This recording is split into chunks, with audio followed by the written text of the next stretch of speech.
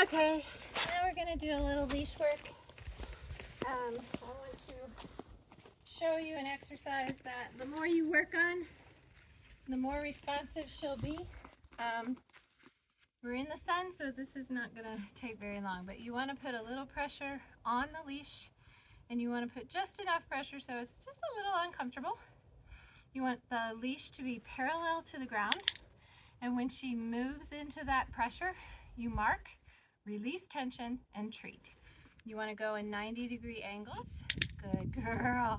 You're not looking for a lot of behavior here. You are just looking for her to move into that pressure 1/4 of an inch. The faster you can mark her moving in, see how she's not even hardly feeling the pressure, but she knows what I want, right? It's just don't fight it, move into it.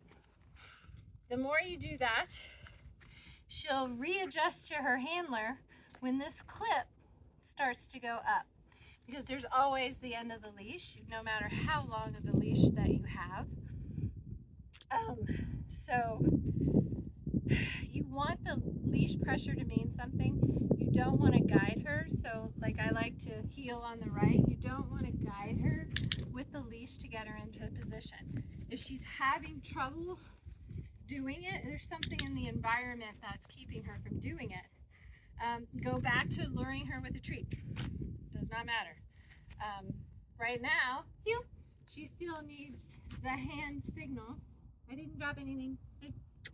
She still needs the hand signal to get in and around. She doesn't know the verbal cue, heel, front. So anyway, I will demonstrate throwing a treat. She goes to the end of the leash. She responds to that leash pressure. She gets a click and a treat. Heel. Don't choke. Don't choke. And after a while, it becomes a leave it exercise, and she doesn't even go to the end of the leash. She sees something she wants. Checking in with me works way better. So not only deferring to me gets her a treat to defer, but it also gets her this, take it, and I let her have it. So dogs are always gonna pull at the end of the leash. I mean, how else are they gonna tell you that, hey, I wanna go check that out, or I wanna go pee in that spot? They can't always be right next to you, and you want to release them to have a more satisfying walk when you're out and about, but there's always that limitation. So you want her to make the choice that you want when she hits the end of that leash, or when there's something that she wants. She can give you a little indication, hey, I want to go this way, and 90% of the time you don't care and you'll go that way.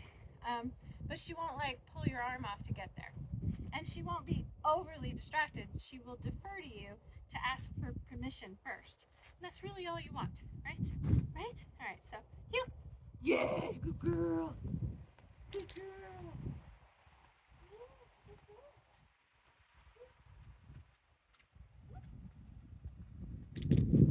So I'm gonna throw a treat. I'm gonna say leave it first. Leave it. It's really windy now. Alright. Leave it. She hits the end of the leash. She reorients. I'll be instructional. I'll tell her to heel. And as we go by it again, I'll say, leave it. Good girl. And she gets a click in the treat for going by it. Then I drop some food. Good girl. Heel. Now the treat's right there. Heel. Yes, good girl. And because she did what I asked her to do, I'm going to let her have it. Take it. Take it. There you go. Good job, baby. All right.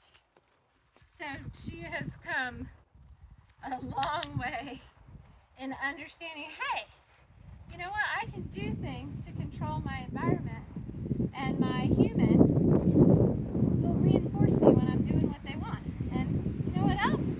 I don't mind doing it. She's not overly distracted by anything.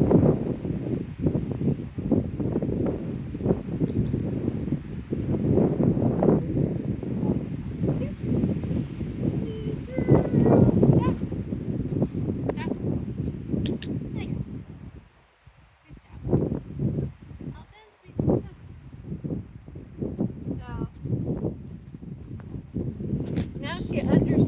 the leash, we can take her out in public and start working on distractions.